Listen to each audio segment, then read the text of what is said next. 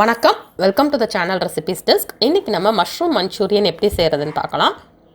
ரொம்பவே டேஸ்ட்டாக இருக்கக்கூடிய ஒரு ஸ்டார்டர் டிஷ் இது. கண்டிப்பாக வெஜிடேரியன்ஸ்க்குலாம் இது ரொம்ப பிடிக்கும். இந்த டேஸ்ட்டும் ரொம்பவே நல்லாயிருக்கும். நம்ம சிக்கனில் செய்கிற டிஷ் மாதிரியே இந்த டேஸ்ட்டும் ரொம்ப நல்லாயிருக்கும். இப்போ இதை எப்படி செய்கிறது அப்படின்றத இந்த வீடியோவில் பார்க்கலாம். இந்த மஷ்ரூம் வந்து எப்படி பார்த்து வாங்குறது, எந்த மாதிரி மஷ்ரூம் வாங்கணும், எப்படி இதை ஈஸியாக க்ளீன் பண்ணுறது, எப்படி இதை ஸ்டோர் பண்ணுறது அப்படின்லாம் தெரிஞ்சுக்கணுன்னா நான் கீழே டிஸ்கிரிப்ஷன் பாக்ஸில் லிங்க் கொடுக்குறேன். அந்த வீடியோ பார்த்து தெரிஞ்சுக்கோங்க. அதில் எந்தெந்த மாதிரி மஷ்ரூம்ஸ் வாங்கணும், எப்படி க்ளீன் பண்ணுறது, ஸ்டோர் பண்ணுறது அப்படின்னா எல்லா டிப்ஸுமே அதில் இருக்குது. இப்போ ஃபஸ்ட்டு நம்ம ஒரு பவுல் எடுத்துக்கலாம். பவுல் எடுத்துகிட்டு அதில் 3 டேபிள் ஸ்பூன் சோள மாவு சேர்த்துக்கலாம், கார்ன்ஃப்ளவர் சேர்த்துக்கலாம்.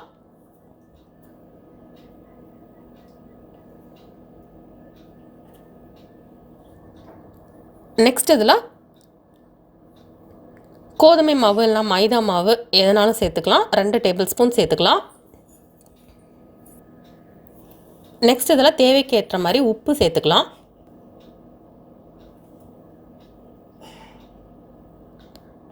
மிளகுத்தூள் கொஞ்சமாக சேர்த்துக்கலாம். ஃப்ரெஷ்ஷாக அரைச்ச மிளகுத்தூள் இருந்தால் சேர்த்துக்கலாம். அப்போ தான் அந்த ஃப்ளேவரும் டேஸ்ட்டும் நல்லாயிருக்கும். இதில் உங்களுக்கு எவ்வளோ காரம் தேவையோ அதுக்கேற்ற மாதிரி சேர்த்துக்கலாம். 1/4 டீஸ்பூன்லேருந்து 1/2 டீஸ்பூன் வரைக்கும் சேர்த்துக்கலாம்.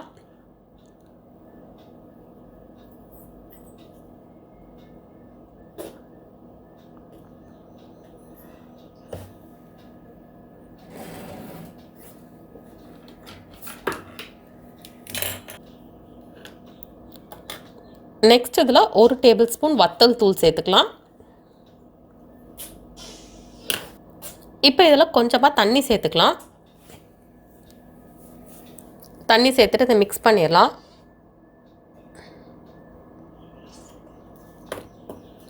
கொஞ்சம் கொஞ்சமாக தண்ணி சேர்த்துக்கலாம். ஏன்னா நம்ம ரொம்ப தண்ணி சேர்த்துட்டோன்னா அந்த மாவு வந்து ஒட்டாது மஷ்ரூம் மேலே. கொஞ்சம் கொஞ்சமாக தண்ணி சேர்த்து ஒரு திக் பேஸ்ட்டாக நம்ம ரெடி பண்ணிடலாம்.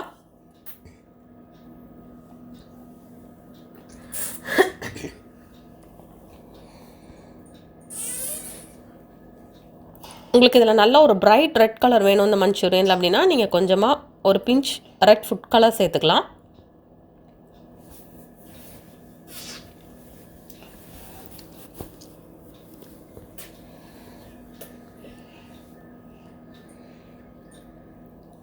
இப்போ இது எல்லாத்தையுமே நல்லா மிக்ஸ் பண்ணியாச்சு. நல்லா கட்டி இல்லாமல் மிக்ஸ் பண்ணிக்கலாம்.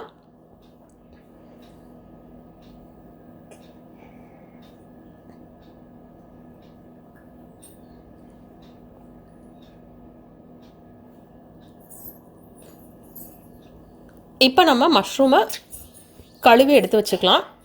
எடுத்துகிட்டு இந்த மாதிரி சின்ன சின்ன ஸ்லைசஸாக நம்ம கட் பண்ணிக்கலாம்.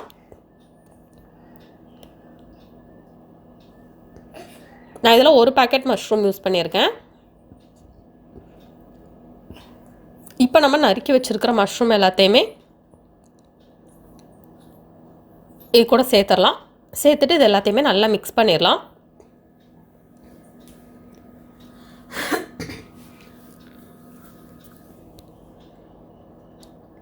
இப்போ இது நல்லா அந்த மசாலாவில் கோட் ஆகட்டும்.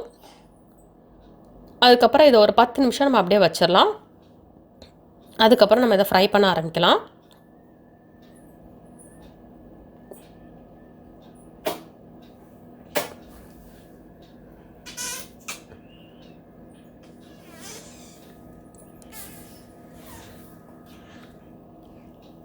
இப்போ இது டீப் ஃப்ரைக்கு தேவையான அளவு எண்ணெய் ஊற்றி ஃப்ரை பண்ணிடலாம்.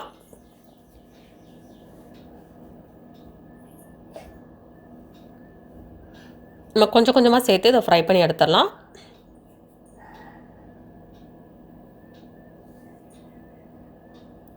நல்லா 2 சைடுமே குக் ஆகி நல்ல ஒரு ப்ரௌன் கலர் வரட்டும். அது வரைக்கும் நம்ம இதை ஃப்ரை பண்ணிக்கலாம்.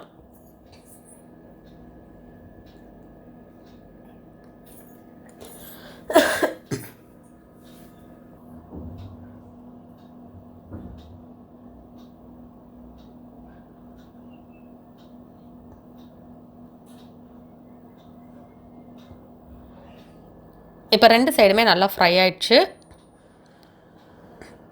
இப்போ இதை நம்ம எடுத்து வச்சிடலாம். இதே மாதிரி மீதம் உள்ளதையும் நம்ம ஃப்ரை பண்ணிடலாம். எல்லா மஷ்ரூமே நம்ம ஃப்ரை பண்ணி எடுத்து வச்சதுக்கப்புறம் நம்ம இப்போ ஒரு பேன் எடுத்துக்கலாம். எடுத்துகிட்டு அதில் 7 8 டேபிள் ஸ்பூன் எண்ணெய் சேர்த்துக்கிடலாம். இப்போ இதில் சின்ன சின்ன துண்டாக நறுக்கி வச்சுருக்கிற இஞ்சி சேர்த்துக்கலாம். சேர்த்துட்டு அதை நல்லா ஆயிலில் ஃப்ரை பண்ணிடலாம். நெக்ஸ்ட் இதில் சின்ன சின்ன துண்டாக நறுக்கி வச்சுருக்கிற பூண்டு சேர்த்துக்கலாம். 3 பூண்டு எடுத்து சின்ன சின்ன துண்டாக நறுக்கிக்கலாம். நறுக்கிட்டு அதையும் சேர்த்து ஃப்ரை பண்ணிடலாம். நல்லா இந்த இஞ்சி பூண்டு பச்சை வாசனை போகட்டும், அது வரைக்கும் நம்ம இதை ஃப்ரை பண்ணிக்கலாம். இப்போ இது ஃப்ரை ஆனதுக்கப்புறம் ஸ்ப்ரிங் ஆனியனில் அந்த வெள்ளை கலரில் இருக்கிற அந்த வெங்காய பகுதி மட்டும் சேர்த்துக்கலாம். 3 அல்ல 4 ஸ்ப்ரிங் ஆனியனை நம்ம வந்து சின்ன சின்ன துண்டாக நறுக்கி உள்ளே சேர்த்துடலாம். சேர்த்துட்டு நம்ம அதையும் ஃப்ரை பண்ணிடலாம்.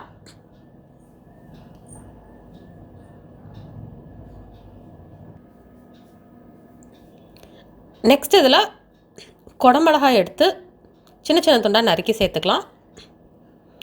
சின்னதாக இருக்கக்கூடிய குடமிளகாவில் அரை குடமிளகா சேர்த்துக்கலாம்.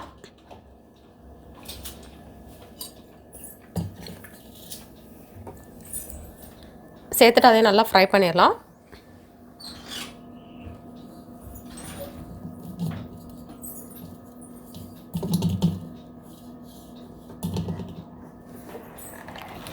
நெக்ஸ்ட் இதில் ஒரு பெரிய வெங்காயத்தை சின்ன சின்ன துண்டாக நறுக்கிக்கலாம்.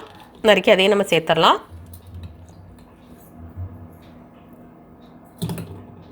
சேர்த்துட்டு வெங்காயம் லேசாக ப்ரௌன் கலர் ஆகட்டும், அது வரைக்கும் நம்ம இதை ஃப்ரை பண்ணிடலாம்.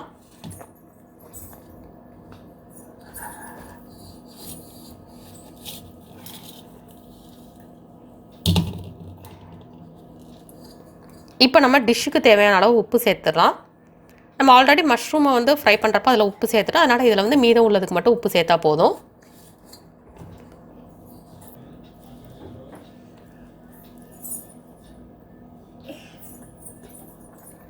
இப்போ வெங்காயம் நல்லா பொன்னிறமாக ஃப்ரை ஆயிடுச்சு. நெக்ஸ்ட் இதில் 1 டேபிள் ஸ்பூன் தக்காளி சாஸ் சேர்த்துக்கலாம்.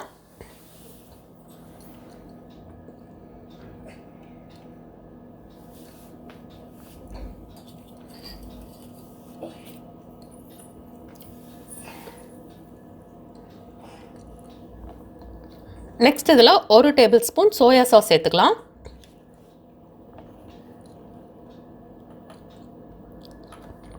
சேர்த்துட்டு இதை நல்லா ஃப்ரை பண்ணிடலாம்.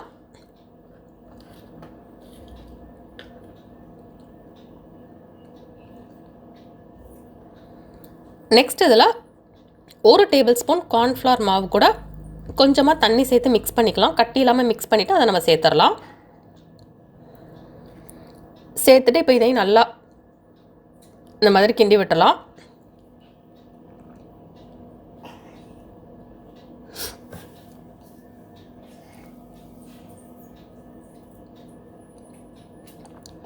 நெக்ஸ்ட் இதில் கொஞ்சமாக தண்ணி தெளிச்சுக்கலாம். தண்ணி சேர்க்க தேவையில்லை, கொஞ்சமாக இந்த மாதிரி தெளித்தா போதும். 2 அல்ல 3 டேபிள் ஸ்பூன் தண்ணி சேர்த்துக்கலாம்.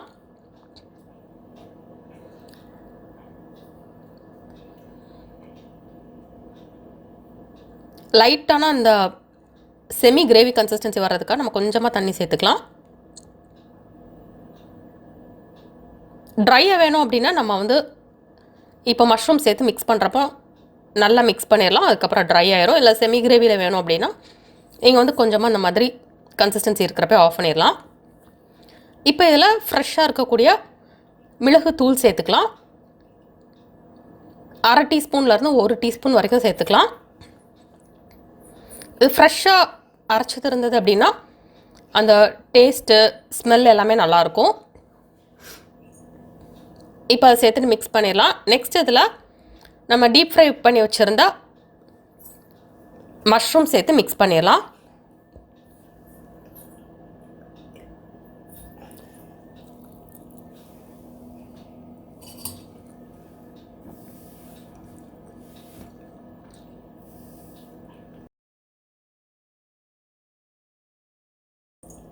இப்போ இது எல்லாத்தையுமே மிக்ஸ் பண்ணதுக்கப்புறம் 1/2 எலுமிச்சம்பழத்துலேருந்து நம்ம சாறு பிழிஞ்சு விட்டுறலாம்.